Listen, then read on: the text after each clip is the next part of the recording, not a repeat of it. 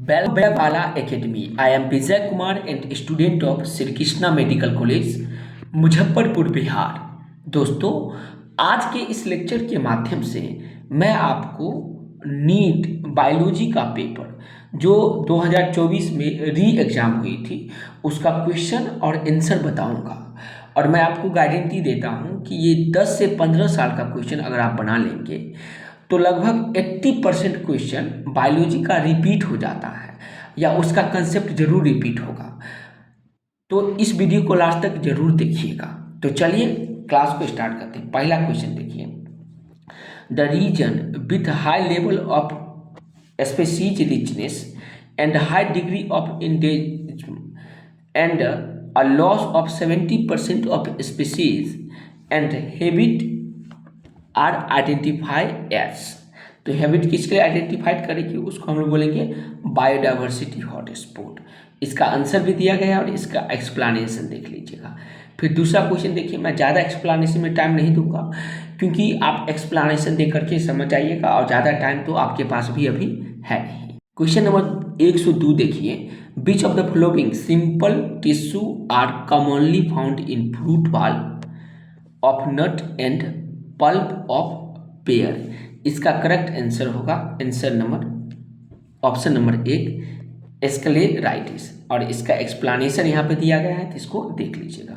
Question दूसरा की ओर बढ़िए, in a chromosome there is a specific DNA sequence responsible for initiating replication, it is called. इसको हम लोग क्या बोलेंगे, तो इसको ओराइसाइट बोलेंगे और उसका एक्सप्लेनेशन दिया गया है तो देख लीजिएगा। फिर क्वेश्चन नंबर 104 की ओर बढ़िए, ये स्टेटमेंट बेसिस क्वेश्चन है। क्वेश्चन नंबर 108 पहला स्टेटमेंट देखिएगा, when many alleles of single genes govern a character it is called polygenic inheritance. Statement दूसरा बोल रही है, in polygenic inheritance the effect of each allele is additive. इसका correct answer होगा option number 2। Statement first जो होगा दोस्त वो क्या होगी, फॉल्स होगी, जबकि स्टेटमेंट सेकेंड जो होगा ये ट्रू होगा। अब अगला क्वेश्चन की ओर बढ़ते हैं। इसका एक्सप्लेनेशन यहाँ पे दिया गया। क्वेश्चन नंबर 105 देखिए, which of the following are required for light reaction of photosynthesis. अच्छा, लाइट रिएक्शन देखिए होंगे इसका करेक्ट आंसर है ऑप्शन नंबर 2, अर्थात H2O का जरूरत होगा, क्लोरोफिल की जरूरत होगी और लाइट का जरूरत होगा लाइट रिएक्शन में फोटोसिंथेसिस के लिए। उसका एक्सप्लेनेशन भी दिया गया है। क्वेश्चन नंबर 106 देखिए, match list first and list second. Question number 106 जो है वो मैच द कॉलम टाइप का है। यहाँ पे कॉलम 1 दी गई है और कॉलम 2 दिया गया है। कॉलम 1 में जो फ्लेमिंग है वो किससे क्या काम किया है, तो क्रोमेटिन पे काम किया है। रॉबर्ट ब्राउन किस पे काम किया है दोस्तों, न्यूक्लियस पे काम किया है, ये आप पढ़े होंगे। उसके बाद जॉर्ज पैलेट किस पे काम किया है, तो राइबोसोम पे। और कैमेलियो गोल्जी काम किस पे किया है दोस्त, तो डिस्क शेप सेक और क्रिस्टियानियर cell nucleus. Option number A जो होगा इसका करेक्ट आंसर होगा। इसका एक्सप्लेनेशन भी देख लीजिए, यहाँ पे इसका एक्सप्लेनेशन दिया गया है। फिर दूसरा क्वेश्चन देखिए, ये भी मैच द कॉलम टाइप का क्वेश्चन दिया गया है। इनकम्प्लीट डोमिनेंस जो होगा वो फ्लोवर कलर इन एंथीरा अर्थराइटिस पे होगा इनकम्प्लीट डोमिनेंट। को डोमिनेंट का बेस्ट एग्जांपल कौन होगा, तो ब्लड ग्रुपिंग इन ह्यूमन, ये जेनेटिक्स में पढ़े होंगे, ये सारा जेनेटिक्स का है। फिर प्लियोट्रॉपी का बेस्ट एग्जांपल कौन होगा दोस्तों, प्लियोट्रॉपी फिलाइल यूरिया प्लियोट्रॉपी का एग्जांपल होगा। और पॉलीजेनिक इनहेरिटेंस किसके लिए होगा, तो sickle skin colour in humans. तो इसका करेक्ट आंसर होगा ऑप्शन नंबर 2 होगा। इसको याद रखिएगा, ठीक है। आगे बढ़ते हैं। इस क्वेश्चन का एक्सप्लेनेशन देखिए यहाँ पे दिया गया है। अगला क्वेश्चन देखिए, which part of ovule store reserve food material. कौन ऐसा पार्ट है जो ओव्यूल को रिजर्व फूड मटेरियल को स्टोर करके रखती है, तो न्यूक्लियस। और उसका एक्सप्लेनेशन भी दिया गया है। अगला क्वेश्चन की ओर बढ़िए। Question number 109, beach of the following is not found in gymnosperm. Gymnosperm को नहीं पाया जाएगा तो वेसल नहीं पाई जाएगी। ऑप्शन 4 इसका करेक्ट आंसर होगा। इसका एक्सप्लेनेशन देख लीजिए। अगला क्वेश्चन है question number 110, which of the following is not include under in situ conservation. तो इन सीटू कंजर्वेशन में कौन नहीं आएगा? तो बॉटनिकल गार्डन, ऑप्शन नंबर 2 जो होगा इसका करेक्ट आंसर होगी। और कौन कौन होगा इन सीटू कंजर्वेशन में? तो वाइल्ड लाइफ स्टिंक्चर, उसके बाद है biosphere reserve and national park, ये सब उसमें आएंगे। 111 नंबर क्वेश्चन देखिए, ये भी स्टेटमेंट बेसिस क्वेश्चन दिया गया है। देखिए पहला स्टेटमेंट देखते हैं, in Indian government has set up GEAC which will make decision regarding the validity of GM research, genetically modified organism के रिसर्च के लिए से रिलेटेड दिया गया है। स्टेटमेंट दूसरा देखिए, तो पहला स्टेटमेंट से ये दूसरा statement, biopiracy is the term use the refer to the use of bio research by native people. ये स्टेटमेंट क्या है दोस्त? फॉल्स होगा। तो इसका करेक्ट आंसर होगा ऑप्शन नंबर 1 होगी, इसका करेक्ट आंसर होगा। और इसका एक्सप्लेनेशन चलिए देख लेते हैं। एक्सप्लेनेशन यहाँ पे दिया गया है। अगला क्वेश्चन है, pollen grain remains preserve as fossil due to presence of, किसके प्रेजेंस में? तो एक्जाइन लेयर के प्रेजेंस में। करेक्ट आंसर ऑप्शन नंबर 3 होगा। इसका एक्सप्लेनेशन दिया गया है, देख लीजिए। देखिए यहाँ पे करेक्ट इनकरेक्ट टाइप का क्वेश्चन दी गई है, मैच द कॉलम में बताना है। तो इसका करेक्ट आंसर जो हो, इनकरेक्ट पेयर बताना है, तो इसका इनकरेक्ट पेयर ही यहाँ पे करेक्ट आंसर होगा। तो इनकरेक्ट पेयर दिया गया है एस्फेनोप्सिडा जो होगा एटियंटम से दिया गया है, ये बात बिल्कुल गलत है। एस्फेनोप्सिडा क्या होगा? इक्विसेटम होगी। ये आप लोग पढ़े होंगे प्लांट किंगडम में, ये बहुत आसान है भाई। तो ये सारा चीज़ याद रखिएगा और इम्पोर्टेंट है, यहीं से रिपीट हो जाएगा। क्वेश्चन नंबर 114 देखिए, which of the following is the correct match. कौन जो है वो करेक्ट मैच दिया गया है? तो पहला जो है जिम्नोस्पर्म। जिम्नोस्पर्म में क्या क्या दिया गया है? तो सिडरस, पाइनस एंड सेक्वस, ये बिल्कुल करेक्ट है। बाकी ये जो तीनों दिया गया है वो इनकरेक्ट है और इसका एक्सप्लेनेशन भी दी गई है, तो याद रखिएगा। चलिए क्वेश्चन नंबर 115 देखते हैं। स्टेटमेंट फर्स्ट देखिए, in prokaryote RNA polymerase is capable of catalysing the process of elongations during transcription. ये स्टेटमेंट फर्स्ट तो बिल्कुल सही है। स्टेटमेंट 2 देखिए, RNA polymerase associated transiently with rho factor to initiate transcription, ये बात बिल्कुल फॉल्स है। तो statement first is true and statement second is false. तो correct answer option number A होगा। और इसका एक्सप्लेनेशन देखिए यहाँ पे दिया गया है, इसको देख लीजिएगा। अगला question, question number 116, beach of the following is nucleotide. कौन न्यूक्लियोटाइड है? तो यहाँ पे एडिनाइलिक एसिड जो है वो न्यूक्लियोटाइड का एग्जाम्पल होगा। और इसके बारे में आप पढ़े होंगे जेनेटिक्स में, एक्सप्लेनेशन भी दिया गया है। देखिए list 1 and list 2 match the column type का क्वेश्चन धड़ल्ले से आपके नीट में पूछा जाता है। बोला है choose the correct answer from the option given below. नीचे जो ऑप्शन दिया गया उसका करेक्ट आंसर बताना है। तो देखिए यहाँ पे जो वेलिसनेरिया है किसका एग्जाम्पल होगा? वेलिसनेरिया का एग्जाम्पल पी प्लांट में होगा। एपिपेटलस स्टामिन किस में होगी दोस्त? तो ब्रिंजल में होगा। उसके बाद एपिफिलस स्टामिन किस में होगी दोस्त? तो ये लिली में होगा। और पेरीगाइनस फ्लावर का एग्जाम्पल कौन होगा दोस्त? तो पीच होगा। तो ये बहुत ही इंपॉर्टेंट PYQ है, इसको याद रखिएगा। ये sexual reproduction in flowering plants में भी कुछ एग्जाम्पल इसका मिलेगा और ज़्यादा example morphology of flowering plant, जिसका मैं जो प्ले लिस्ट में चेक कीजिएगा, मैं उसका रिवीजन भी करवाया हूँ। तो उसी चैप्टर से ये क्वेश्चन पूछा गया है। इसका एक्सप्लेनेशन देख लीजिए। तो इसका एक्सप्लेनेशन यहाँ पे दिया गया है। फिर list first and list second दिया गया और मैच द कॉलम। बोला करेक्ट आंसर इसका बताइए।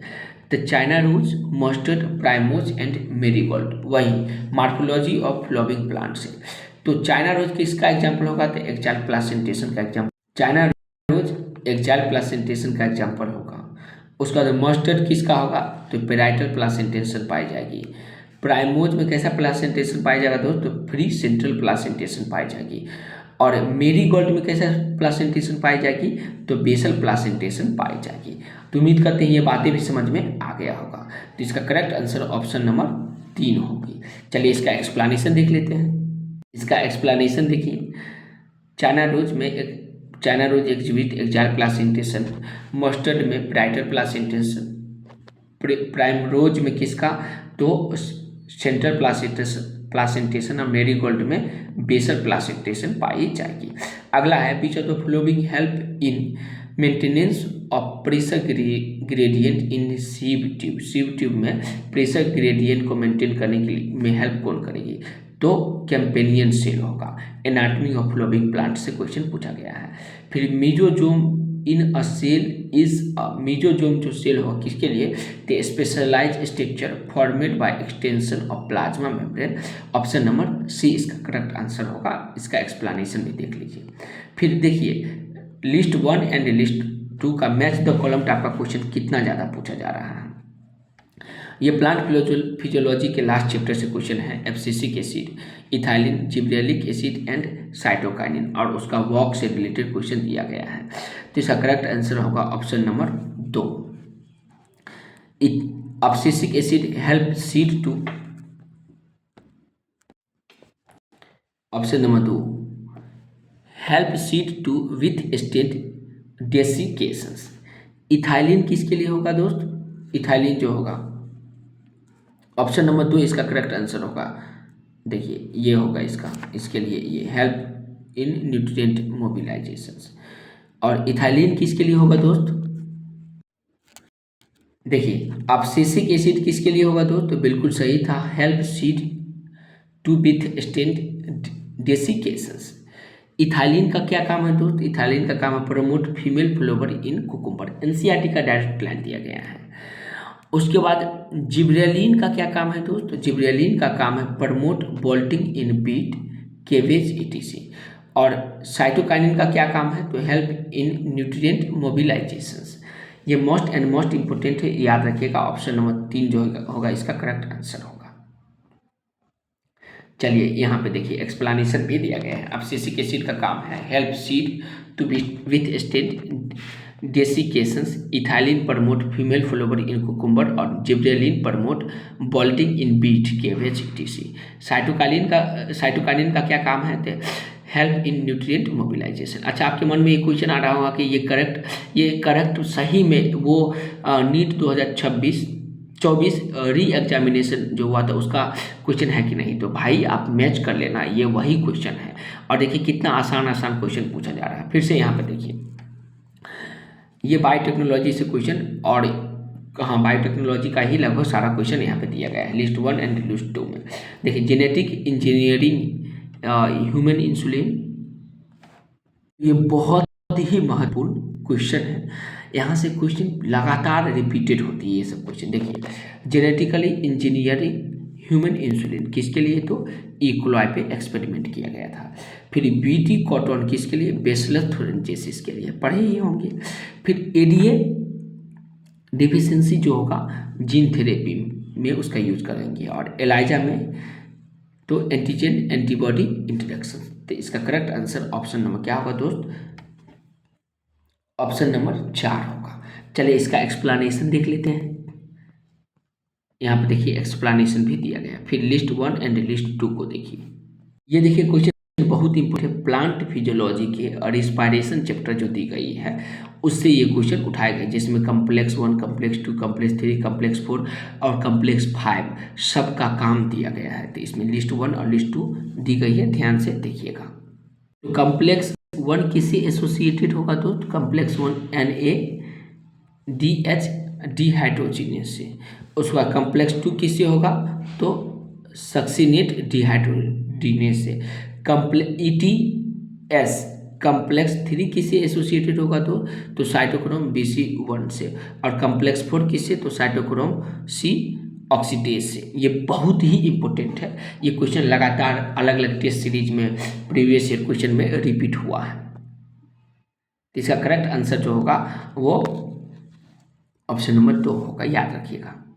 चलिए इसका एक्सप्लेनेशन भी दिया गया है, देख लीजिए। ETS कॉम्प्लेक्स 1 में NADH डिहाइड्रोजिनेस, कॉम्प्लेक्स 2 के लिए सक्सिनेट डिहाइड्रोजिनेस, कॉम्प्लेक्स 3 के लिए साइटोक्रोम BC1, कॉम्प्लेक्स 4 के लिए साइटोक्रोम C ऑक्सीडेज कॉम्प्लेक्स होगा। चलिए अगला बढ़ते हैं, अगला क्वेश्चन देखिए।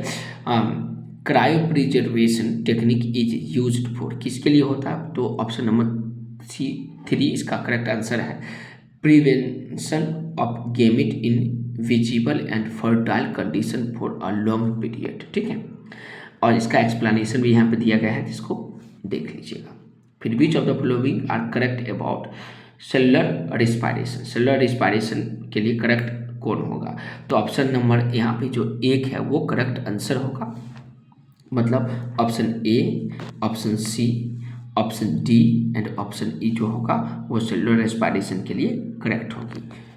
ए में दिया गया है cellular respiration is the breathing of carbon carbon bond of complex organic molecule by oxidation, breaking of, ठीक है। तो यहाँ पे सही बात है। फिर देखिए तीसरा, fermentation take place under anaerobic conditions in germinating seed, ये भी बात सही है। डी में दिएगा fate of pyruvate form during glycolysis depend on type of organism also, ये बात बिल्कुल सही है। ई नंबर में देखिए water is form during respiration as a result of O2 accepting electron and getting reduced, ये भी बिल्कुल सही है, तो याद रखिएगा। आगे देखिए इसका एक्सप्लेनेशन देख लीजिए, दिया गया है। फिर स्टेटमेंट फर्स्ट एंड सेकेंड दी गई है, तो उसको भी देखिएगा। स्टेटमेंट फर्स्ट देखिए, स्टेटमेंट फर्स्ट में in eukaryotic there are 3 RNA molecule in nucleus in addition to the RNA polymerase found in an organelles, ये बात बिल्कुल सही, ये बात बिल्कुल क्या है दोस्त, तो सही है। फिर देखिए दूसरा में पढ़ते हैं, स्टेटमेंट दूसरा, all are 3 RNA polymerase in eukaryotic nucleus have different role, सही बात है।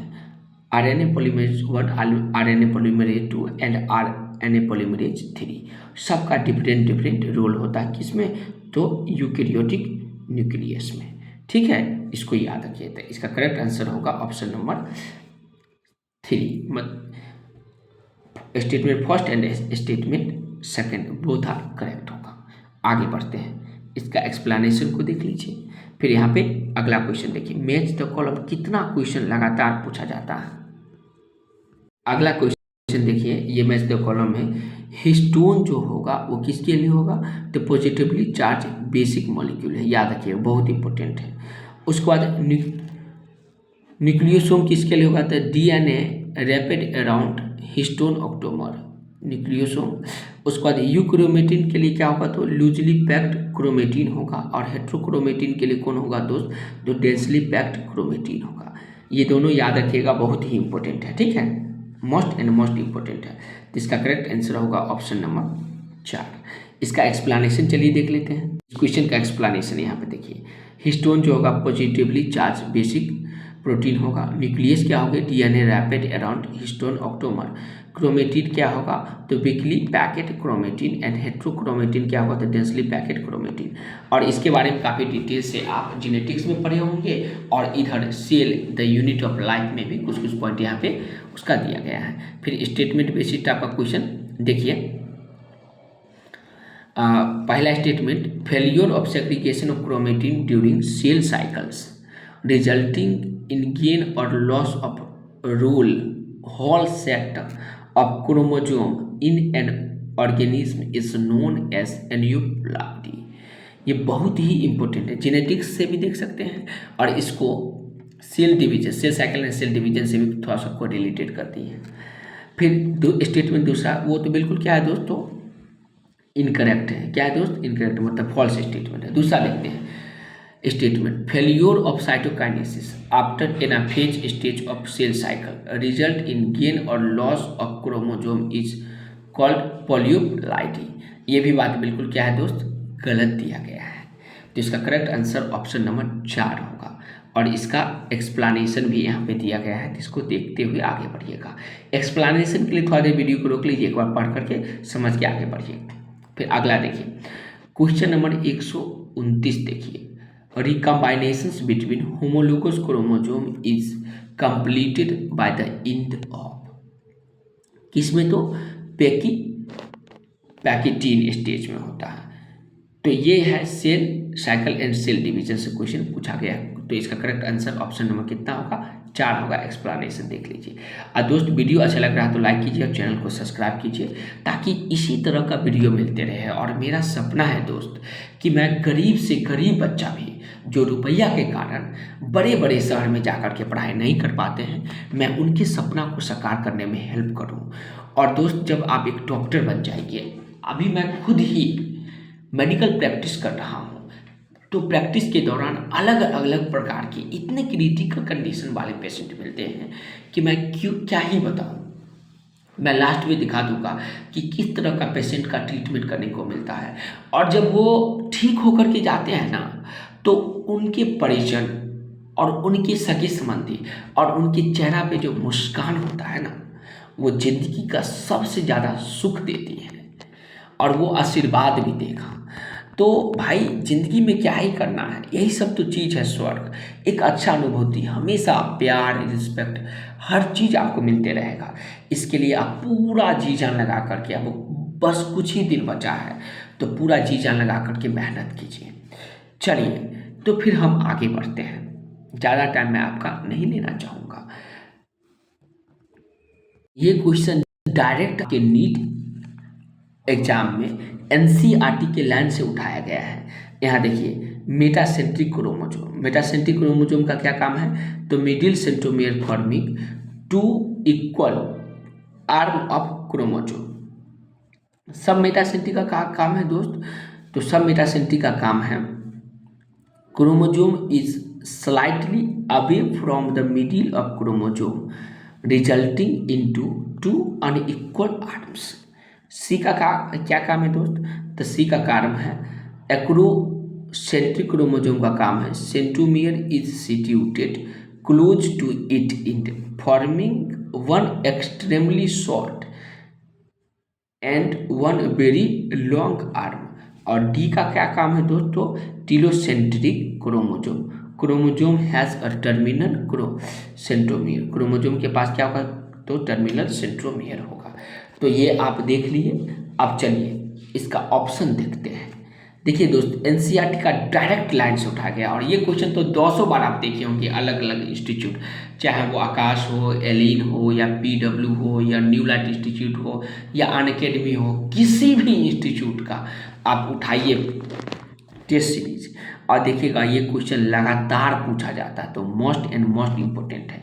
चलिए इसका ऑप्शन देखिए, ए का 2, तो इसका करेक्ट आंसर होगा ऑप्शन नंबर 4। और यहाँ पे उसका एक्सप्लेनेशन भी दिया गया है। मेटासेंट्रिक क्रोमोसोम का, सब मेटासेंट्रिक क्रोमोसोम का, एक्रोसेंट्रिक क्रोमोसोम का एंड टीलोसेंट्रिक क्रोमोसोम का दिया गया है। तो ऑप्शन नंबर 4 होगा इसका करेक्ट आंसर। चलिए अगला क्वेश्चन की ओर बढ़ते हैं। क्वेश्चन नंबर 31 देखिएगा, ligase is a class of enzyme responsible for catalyzing the linking together of two compound which of following bond is not catalyzed each। इसमें से कौन ऐसा बॉन्ड है जो कैटालाइज नहीं होता है लाइकेज से? जिसका करेक्ट आंसर होगा option number 1, carbon carbon bond catalyse नहीं होती है क्योंकि ये काफ़ी स्ट्रॉन्ग बॉन्ड होता है। यहाँ पे देखिए दिया गया उसका एक्सप्लेनेशन, देख लीजिएगा। फिर क्वेश्चन में 132 की ओर बढ़ते हैं। देखिए बहुत महत्वपूर्ण क्वेश्चन में 132 देखिए, F Skoog observe that cellulose proliferated diet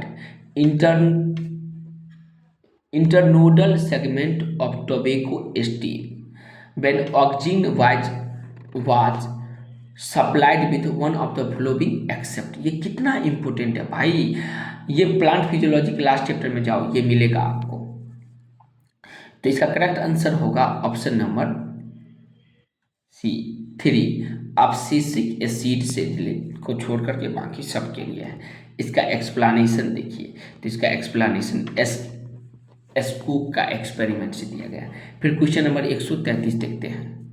देखिए क्वेश्चन देखिए दिया गया है, given below are some statement about plant growth regulator. यहाँ पे ऑप्शन दिया गया प्लांट ग्रोथ रेगुलेटर से रिलेटेड ऑप्शंस। बोला choose the correct set of statement from option given below. ऊपर जो स्टेटमेंट दिया गया है उसका करेक्ट सेट बताना है।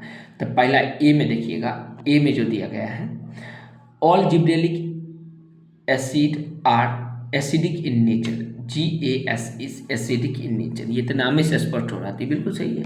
दूसरा, auxin are antagonistic to GAS, बिल्कुल ये गलत है। अगला है, zeatin was isolated from coconut milk, ये 100% करेक्ट है। अगला देखिएगा, ethylene induce flowering in mango, ये भी बात बिल्कुल सही है। उसके बाद ई नंबर देखिएगा, अब्सिसिक एसिड इंड्यूस पार्थेनोकार्पिक, ये बात बिल्कुल गलत है। तो इसका करेक्ट आंसर होगा ऑप्शन नंबर ए होगा। इसको आपको याद रखना है, ठीक है। चलिए आगे बढ़ते हैं, इसका एक्सप्लेनेशन देख लीजिए, सबका काम दिया गया है और ये भी लास्ट चैप्टर से ही प्लांट फिजियोलॉजी से पूछा गया। अगला क्वेश्चन देखिए, question number 134, identify the incorrect statement related to gel electrophoresis.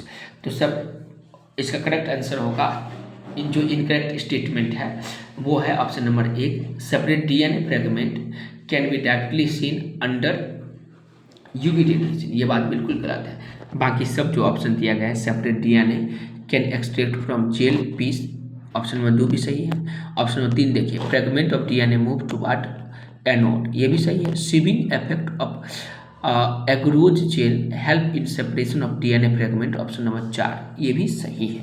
तो इसका एक्सप्लेनेशन दिया गया है, याद रखिएगा। अगला क्वेश्चन देखिए, which of the following example show monocarpellary unicellular ovary with many ovules. ये आप आइए, और sexual reproduction in flowering plant and morphology of flowering plant सबसे मिलता जुलता क्वेश्चन है। तो बोला गया है कि कौन ऐसा एग्जाम्पल है, तो इसका करेक्ट आंसर जो होगा वो ऑप्शन नंबर कौन होगा दोस्तों, इसका करेक्ट आंसर ए एंड सी जो है वो करेक्ट है, बाकी सब इनकरेक्ट है। सेस्बेनिया और इंडिगोफेरा में ये पाई जाएगी, तो इसीलिए इसका करेक्ट आंसर ऑप्शन नंबर 4 होगा, याद रखिए। इसका एक्सप्लेनेशन भी देख लीजिए। टाइम बचाने के लिए मैं ज़्यादा टाइम नहीं दे रहा हूँ। अब सेक्शन 2 पे आइए, 36 क्वेश्चन, 136 नंबर क्वेश्चन देखिए, स्टेटमेंट बेसिस टाइप का ही क्वेश्चन पूछा गया है स्टेटमेंट फर्स्ट में। तो ये क्वेश्चन देखिए, in the lac operon the Z gene code for beta glucosidase, which is primarily responsible for the hydrolysis of lactose into galactose and glucose। ये hydrolysis के बाद क्या हो जाती है, ग्लैक्टोज एंड ग्लूकोज में चेंज हो जाती है। तो ये बात बिल्कुल सही है, स्टेटमेंट फर्स्ट इज ट्रू।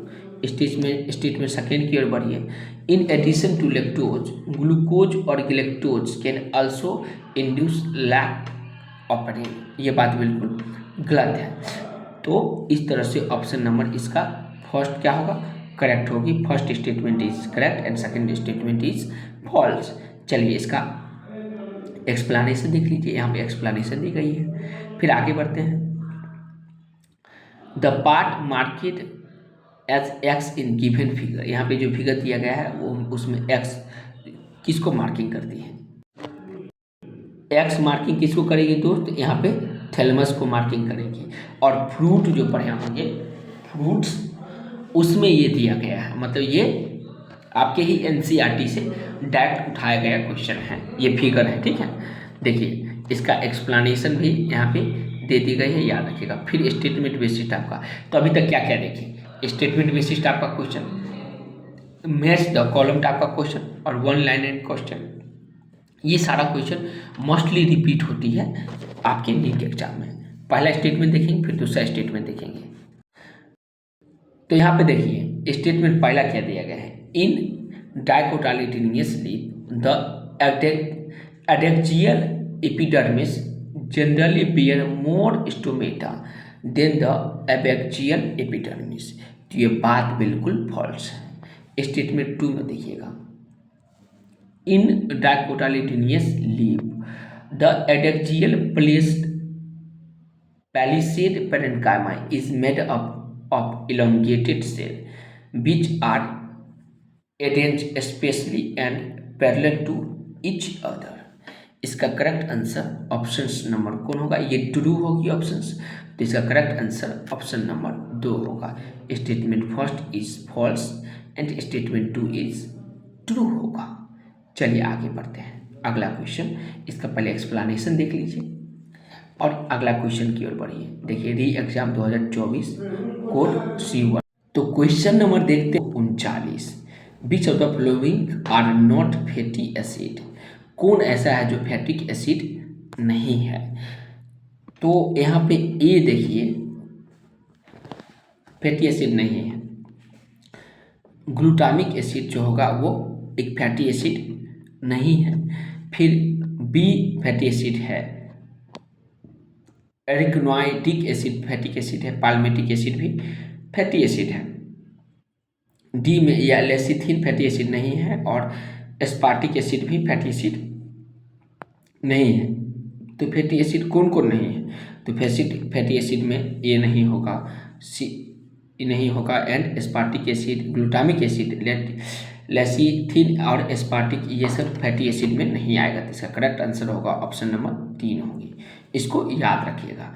चलिए इसका एक्सप्लेनेशन देख लेते हैं। एक्सप्लेनेशन भी दिया गया, भाई ये कितना इंपॉर्टेंट है, पैरामीटर से रिलेटेड इकोलॉजी चैप्टर से पूछा गया है। Consider the pyramid of energy of ecosystem. Ecosystem जो है उसमें लास्ट के चैप्टर से 12th में उससे उठाया गया है। गिवन विलो 10% रूल तो आप पढ़े ही थे। इकोसिस्टम ये जो पैरामीटर दिया होता है उसमें एनर्जी का ट्रांसफर 10% होती है, इससे इसमें 10%, इसका इसमें 10%, इसका इसमें 10% एनर्जी का ट्रांसफर होगा। तो बोला गया है T4 is equivalent to 1000 joule, तो उसका 10% T4 जो होता है ऊपर में जा करके। तो देख लीजिए इसका करेक्ट आंसर कितना होगा। करेक्ट आंसर ऑप्शन नंबर कितना होगा दोस्तों, 4 है इसका करेक्ट आंसर होगा। ये मैथ के सिंपल मैथमेटिकल कैलकुलेशन है। फिर आगे बढ़ते हैं, एक्सप्लेनेशन दिया गया है 10% रूल के अनुसार निकाल लिया गया है T1 T2 से लेकर T4 तक, तब ये 1000 होगा। चलिए अगला क्वेश्चन देखिए, ये डायरेक्ट स्टेटमेंट दिया गया, single statement, which of the following product diffuse out of chloroplast during photosynthesis. तो इसका CO2 O2 जो होगा ऑक्सीजन, यही इसका आंसर, मतलब ऑप्शन नंबर 3 इसका करेक्ट आंसर होगा। अगला देखिए, डायरेक्ट स्टेटमेंट बेसिस क्वेश्चन पूछा गया है, single statement, recombinant DNA molecule can be catalyzed normally by cutting the vector DNA and source DNA respectively with। तो हिंट 2 ही होगा, हिंट 2, ठीक है। इसका करेक्ट आंसर एक्सप्लेनेशन के साथ दी गई है, याद रखिएगा। क्वेश्चन नंबर 143 की ओर बढ़ते हैं, विच of the following is not a limitation of ecological parameter. Ecological parameter का लिमिटेशन को नहीं है, तो ऑप्शन नंबर 3 जो है वो इसका करेक्ट आंसर है। इट रिकमोडेट अ फूड वेब, ये करेक्ट आंसर होगा। एक्सप्लेनेशन भी दी गई है। इकोलॉजिकल पिरामिड का लिमिटेशन कौन कौन है, सबको यहाँ पे दिया गया है। फिर देखिए आइए क्वेश्चन नंबर 144 की ओर, the BT toxin is generally engineered BT cottons kill the pest by, to create pore in midgut. Midgut में पोर क्रिएट करती है और वही इंसेक्ट को क्या करता है, डिस्ट्रॉय कर देता है, मार देता है। तो बहुत इंपॉर्टेंट है, बायोटेक्नोलॉजी से ये क्वेश्चन पूछा गया। देखिए ना नीट में कितना आसान क्वेश्चन पूछता है भाई, हवा बना के रखा हुआ नीट को। सिर्फ NCERT पढ़ लो दोस्त, प्रीवियस ईयर क्वेश्चन बना लो, 40-50 मॉक टेस्ट लगा लो, बस इतना ही नीट निकालने के लिए चाहिए। और लोग इतना भी नहीं कर पाता है, क्यों नहीं कर पाता, उसके पीछे रीजन है कि इतना ज़्यादा पढ़ लेता ना भाई, कितना कम उसको याद नहीं रह पाता एग्जाम तक। एग्जाम टोटली टाइम का गेम है भाई, कम टाइम में ज़्यादा और एक्यूरेट आंसर देने वाला ही नीट पास करता है। आप ये बताओ, जैसे आप डॉक्टर बनेंगे, अभी मैं खुद प्रैक्टिस कर रहा हूँ, अपने मेडिकल कॉलेज में, तो वहाँ देखिए पेशेंट आएगा, इमरजेंसी पेशेंट आएगा, एक्सीडेंटल पेशेंट आएगा, तो उस समय आप क्या कीजिए, याद करने लगेगा दवा नहीं। जब तक आप याद करने कीजिएगा दवा जब तक आप सोचिएगा तब तो पेशेंटे मर जाएगा। दवा पेशेंट को देखिए और क्विक एक्शन होना चाहिए आपके ब्रेन में, इतना प्रैक्टिस कर लीजिए। ऐसा ऐसा पेशेंट आएगा ना भाई कि मैं क्या ही बताऊँ, लेकिन बहुत खुशी भी होगा। आज जो आप इतना मेहनत कर रहे हैं, अपने आप को घिस रहे हैं, रगड़ रहे हैं, अपने आप को तपा रहे हैं, पूरी दुनिया से अलग कर रहे हैं, एक दिन पूरी दुनिया नतमस्तक होगा, रिस्पेक्ट देगा, एक अलग ही प्रकार का डॉक्टर का ऑरा होता है। तो बस इसीलिए पढ़ते रहिए, जी जान लगा दीजिए। उसका एक्सप्लेनेशन 144 का एक्सप्लेनेशन भी दिया गया है। फिर यहाँ देखिए मैच द कॉलम टाइप का क्वेश्चन पूछ लिया गया है। तो देखिए ये क्वेश्चन जो है यहाँ पे कॉलम लिस्ट 1 एंड लिस्ट 2 दिया गया है। यहाँ पे ये ऑर्गेनिज्म है, यहाँ मोड ऑफ न्यूट्रिशन है।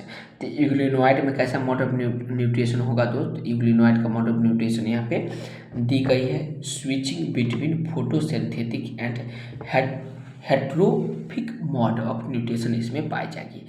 फिर डायनोफ्लैजेलेट में कैसा न्यूट्रिशन पाई जाएगी, तो डायनोफ्लैजेलेट में फोटोसिंथेटिक न्यूट्रिशन पाई जाएगी। स्लाइम माउल्ट में कैसा न्यूट्रिशन पाई जाएगी दोस्त, तो स्लाइम माउल्ट में सेप्रोफाइटिक न्यूट्रिशन पाई जाएगी, और प्लाज्मोडियम में पैरासाइटिक न्यूट्रिशन पाई जाएगी।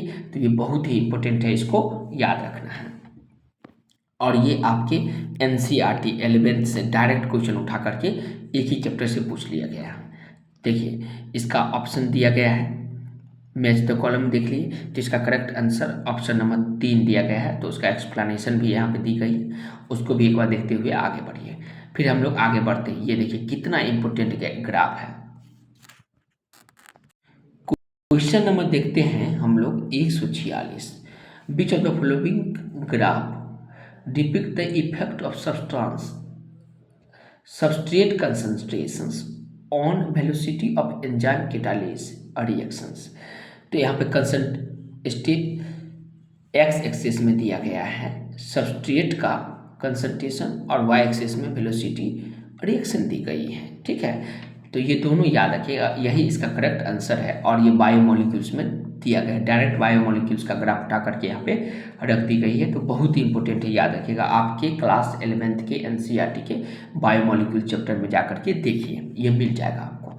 इसका एक्सप्लेनेशन भी देख लेना है, आपको एक्सप्लेनेशन भी दिया गया है, यही ग्राफ है, डायरेक्ट वहाँ से उठा करके यहाँ रख दिया गया है। तो भाई NCERT का हर एक चीज़ इंपॉर्टेंट है, इसलिए NCERT पढ़ के 360 में 360 मार्क हजारों बच्चे लाता है, लेकिन NCERT तो सबके पास रहता है, तो क्यों नहीं सभी ला पाता है?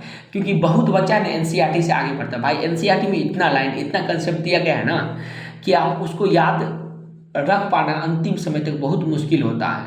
और सिर्फ याद ही नहीं रखना, बल्कि डायरेक्ट क्वेश्चन आएगा और उसका आंसर आपके माइंड में क्लिक कर जाना चाहिए, इतना बढ़िया से याद होना चाहिए। तो इसीलिए नीट एग्जाम बहुत बच्चों से नहीं निकल पाता, और ढेर सारा बच्चा निकाल भी लेता है। लाखों बच्चे बैठते हैं, 26 लाख के आसपास बैठते हैं, और 50-60 हज़ार ही सीट है भारत में, सोचिए। तो कंपटीशन तो बहुत ज़्यादा है भाई, इसलिए मन दिल लगा करके पढ़िए, अच्छे से पढ़िए। Question number